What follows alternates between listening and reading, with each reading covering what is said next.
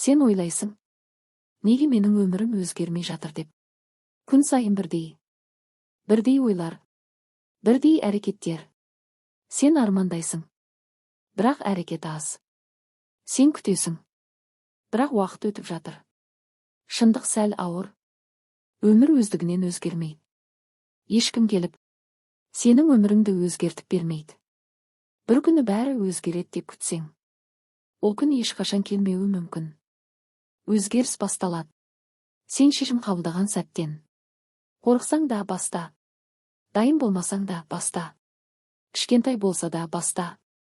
Себебі үлкен өмір кішкентай қадамдардан құралады. Бүгін жасаған бір әрекет ертеңгі сенің тағдырың. Сондықтан өзіңе сұрақ қой. Мен бүгін не істедім? Егер жауап жоқ болса, онда ертең де дәл солай өтеді. Бірақ сен бәрін өзгерте аласың. Тек бір шешім керек. Қазір.